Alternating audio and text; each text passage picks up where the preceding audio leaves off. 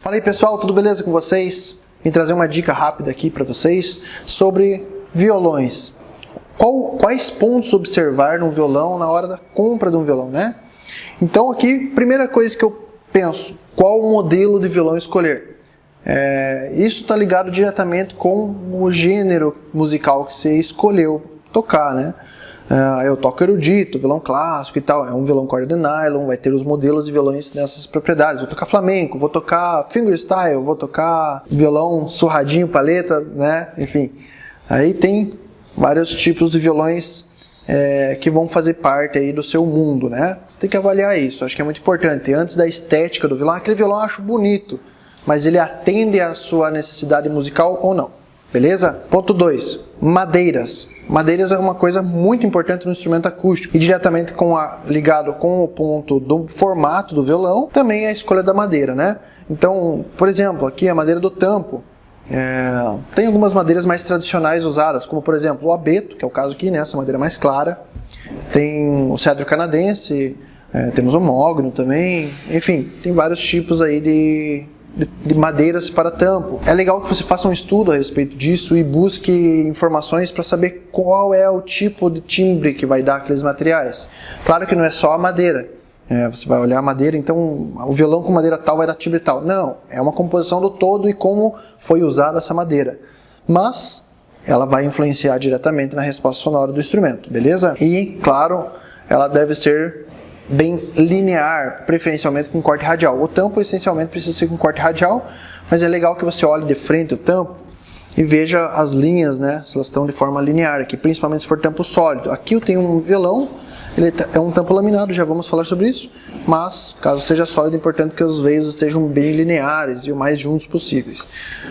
Aqui também, na parte de trás, né, você vai olhar no braço e verificar se os veios estão também de forma linear no sentido do braço.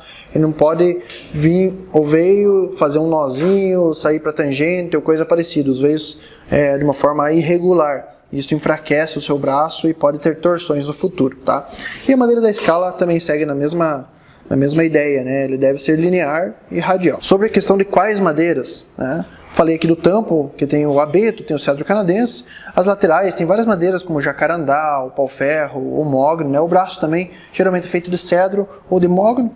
E a escala é ébano, pau-ferro, jacarandá da Bahia, jacarandá indiano. São madeiras aí bem comuns nas escalas dos seus instrumentos. Bom, e o que significa tampo sólido ou tampo laminado? O tampo laminado, eles são lâminas de madeiras, que uma é colocada de uma forma num sentido e a outra em outro sentido e a outra em outro sentido, assim como um compensado. Claro, ele tem aqui 2, 3 milímetros, mas mesmo assim são lâminas cruzadas, beleza? Qual é a diferença de fato entre um tampo laminado e um tampo sólido? O tampo sólido é um tampo que ele vai dar muito mais som. Ele tem a propriedade de mais sustain, ele abre mais harmônicos e tem um colorido maior, né? Então ele geralmente é melhor. Não basta o instrumento ser tampo sólido, ele deve ser bem feito. Eu já peguei instrumentos que tem tampo laminado, por exemplo, e eram bem construídos e tinham um baita som. Mas já peguei também instrumentos com tampo sólido que o som é extremamente amarrado. Então tá ligado com a sonoridade, com a forma que é feito o instrumento. A sonoridade tá ligado com a forma que é construído o instrumento. Então é legal sempre testar, né? Uma coisa que eu sempre falo, não generalize as coisas. Então o tampo sólido é perfeito, o meu violão é tampo sólido, então ele é o perfeito. Não. Você tem que estudar o instrumento, verificar, testar. Beleza? E sobre essa questão do tampo sólido, é importante que você verifique a linearidade dos veios. Como eu disse já hoje, ele deve ser uma forma, né? Você olhando de comprido aqui, vamos chamar assim, o tampo, os veios devem acompanhar isso daqui, ele não pode fazer muita onda. E preferencialmente o mais junto possível esses anéis. Provavelmente ele vai ser um tampo mais rígido, mais estrutural. Mas claro, como eu disse, isso também está ligado com como foi usado isso daí. Um tampo muito rígido e grosso provavelmente vai ter um som amarrado. Enfim, são detalhes aí já numa parte de construção de um tampo, né? Beleza? Mas é importante que ele seja radial, assim como o braço e a escala. Um outro ponto importante que eu considero é nut e rastilho. São peças fundamentais que são removíveis, né? E você pode ajustar. O ajuste fino do instrumento está ligado, claro, com traços, tensores e saddles, né? Aqui o nut e o rastilho. Então, o nut e o rastilho geralmente é da mesma peça, mesmo material. Quais são os materiais mais comuns? O plástico, o osso e o tusk. Particularmente falando, eu não gosto do plástico. Eu não acho um material que seja legal, é um material que abafa muito o som, amortece muito a vibração, então eu não considero legal. Lógico que vai depender do teu orçamento na hora de uma compra, né? Mas preferencialmente priorize os instrumentos que tem osso ou tusk. Ele vai dar um som melhor. A diferença entre o tusk e o osso. O osso ele dá um som um pouquinho mais orgânico, ele é um pouco mais fechado, mas ainda com muito sustain e presença. O tusk ele tende a abrir mais harmônicos, é um som mais brilhante e aberto. E claro, falando nessas peças, o ajuste dessas peças é muito importante. Então verificar se o nut tem um bom acabamento, se ele está ajustado ou se precisa de um ajuste fino, se ele não está muito fora, né, do que deveria ficar. E assim também o rastilho. O rastilho é muito importante a posição onde ele está e a forma que ele é usinado, porque ele é o responsável pela afinação do teu instrumento. Afinação das oitavas, né, a entonação.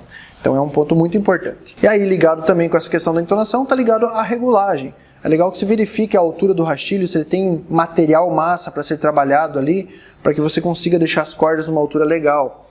Coisa que eu sempre falo, vou comprar um instrumento novo. Ah, não vou regular porque ele está novo. Não quer dizer. O importante é que você compre um instrumento já considerando um orçamento ali para você fazer uma regulagem, ou caso você saiba você mesmo fazer. Nenhum instrumento vem de fábrica pronto para você. Então uma regulagem ela é feita para o músico especificamente. Então é importante que o instrumento ele tenha essa margem para que ele seja ajustável. Outro ponto importante, tensor, né? Geralmente ele é acionado aqui pela boca do instrumento. Alguns modelos são acionados aqui pelo headstock. Se você tiver condições disso, eu aconselho você na hora da compra testar o tensor e verificar o movimento que o braço faz. Verificar se ele não torce, se ele movimenta de uma forma linear e se de fato ele está movimentando, né? O tensor é uma peça muito fundamental no ajuste do instrumento. As variações climáticas alteram o braço do instrumento e o ajuste do tensor é muito importante nisso. Então é importante que ele esteja funcionando certinho. Outro ponto que eu gosto de observar é a questão do acabamento. E o acabamento tem dois pontos. Um deles é a questão da construção em si. Se o acabamento de madeira tá legal, a hora que foi fabricado, a usinagem dele em si tá legal, se está tudo linear, está tudo alinhado, isso é muito importante. Aqui, nessa parte do tróculo, é uma parte que muitas vezes os fabricantes deixam a desejar e tem muitos riscos. Aí você já pode verificar se o instrumento foi feito com cautela ou foi feito correndo, né? Até mesmo na parte interna, eu aconselho você olhar a estrutura dos leques. Claro que a gente não enxerga muito, mas o que você conseguir ver ali, se ele está bem lixado, as travessas, se não tem marca de cola, sobra de cola, coisa assim. Por que isso? Se o instrumento está bem lixadinho, se as colas não estão aparecendo, está tudo muito bem no lugar, a madeira é bem selecionada até mesmo das travessas, significa que foi um instrumento que foi feito com cuidado. Se tem marca de cola, se tem marca de formão, de lixa, provavelmente é um instrumento que foi feito correndo também e não tem aquela qualidade toda. Beleza? E um outro ponto sobre o acabamento é, claro, o acabamento em si, o verniz, né?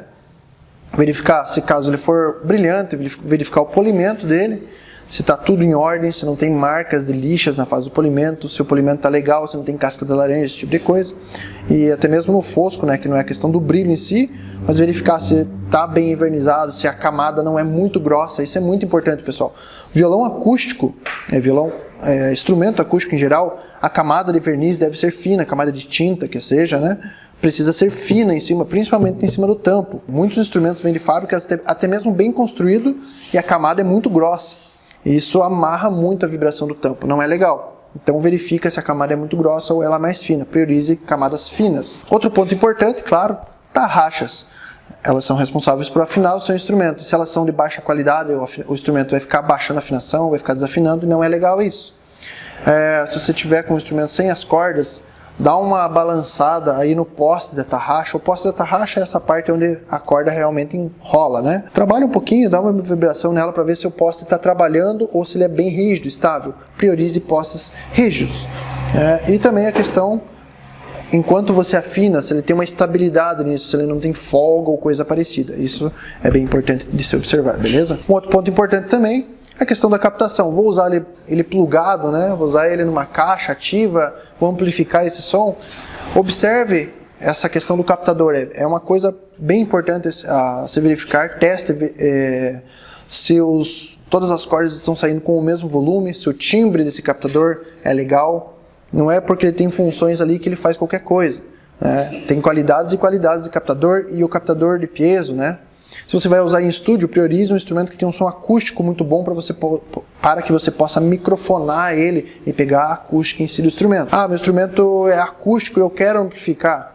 Tem várias opções aí também no mercado, inclusive nacionais, que você pode adaptar e colocar captadores de altíssimo padrão no seu instrumento. Então beleza, é isso. Acho, na minha opinião, esses os pontos que você deve considerar aí na compra do instrumento. E claro, né, pegar um instrumento da loja ou o que for e testar. Nunca vá na compra online ou coisa parecida.